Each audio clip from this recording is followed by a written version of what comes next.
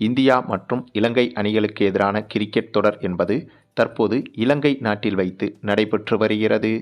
இந்த இரு அணிகளுக்கு எதிராக T20 தொடர், ஒருநாள் தொடர், டெஸ்ட் தொடர் என 3 தொடர்கள் நடைபெற்று வருகிறது. அதிலும் குறிப்பாக இந்த இரு அணிகளுக்கு எதிராக டெஸ்ட் தொடர் என்பது மிக மிக முக்கியத்துவம் வாய்ந்த தொடராக பார்க்கப்படுகிறது. அதற்கு காரணம், டெஸ்ட் உலகக்கோப்பை இறுதிப் போட்டிக்கு தகுதி பெற வேண்டுமென்றால் அதற்கான புள்ளிப்பட்டியலில் முதல் 2 இடத்தை பிடிக்க வேண்டியது அவசியமாகும். அப்படி பார்த்தால் இப்போது அத்தகைய புள்ளிப்பட்டியலில் இலங்கை அணி 3வது இடத்திலும் இந்திய அணி 5வது இடத்திலும் இருக்கிறது. ஆகவே இன்னும் ஒரு சில போட்டிகளில் வெற்றி பெற்றாலே இலங்கை அணியால் புள்ளிப்பட்டியலில் முதல் 2 இடத்தை பிடித்துவிட முடியும்.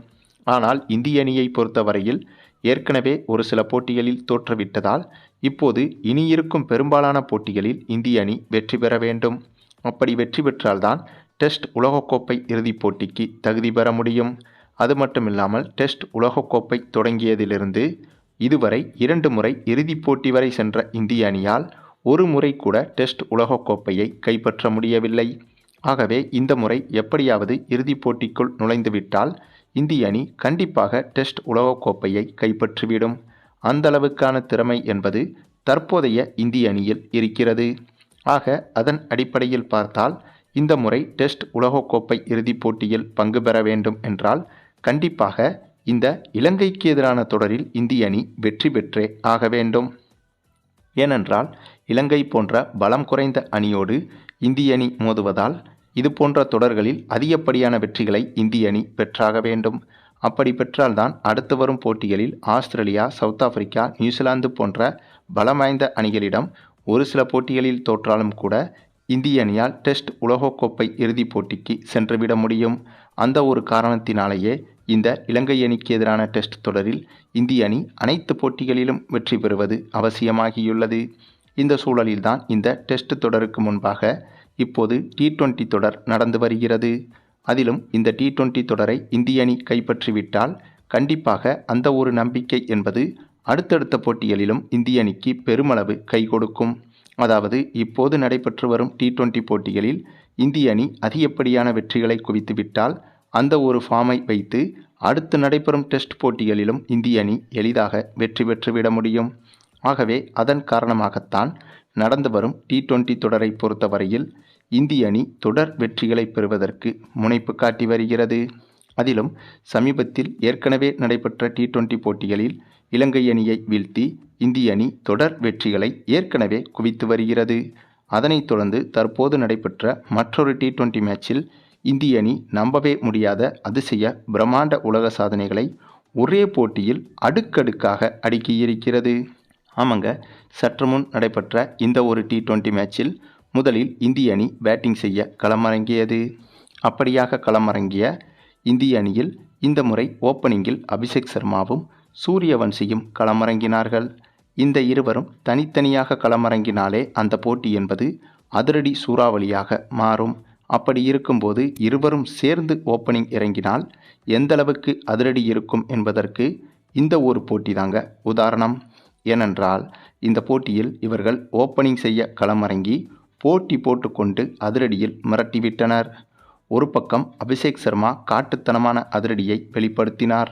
அதுவும் இவர் எதிர்கொண்ட போட்டியின் முதல் பந்தையே வழக்கம் போல சிக்ஸருக்கு பறக்கவிட்டு இந்த போட்டியையும் அனல் பறக்க தொடங்கி வைத்தார் அபிஷேக் சர்மா. அதற்கு பிறகு இவர் எதிர்கொண்ட பெரும்பாலான பந்துகளை பெரிய ஷாட்டுகளுக்கு மட்டுமே பறக்கவிட்டு அதிவேக அரை சதம், அடுத்தடுத்து அதிவேக முழு சதம் என மின்னல் வேகத்தில் சதத்தையும் தொட்டுவிட்டார் அபிஷேக் சர்மா. சரி, இவர்தான் இப்படி என்றால் அந்த பக்கம் நம்முடைய சூரியவன்சியோ அப்படியே அபிஷேக் சர்மாவின் 2 மடங்கு வெர்சன் போல அபிஷேக் சர்மாவை விட 2 மடங்கு அதிவேகமான அதிரடியில் விளையாடி வந்தார்.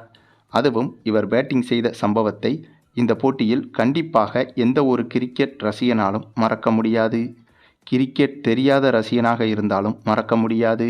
நீங்கள் இந்திய ரசிகர்களாக இருந்தாலும், இலங்கை ரசிகர்களாக இருந்தாலும், வேறு எந்த ஒரு கிரிக்கெட் ரசிகர்களாக இருந்தாலும் இந்த ஒரு போட்டியில் சூரியவன்சி காட்டிய அதிரடியை கண்டிப்பாக மறக்க முடியாது.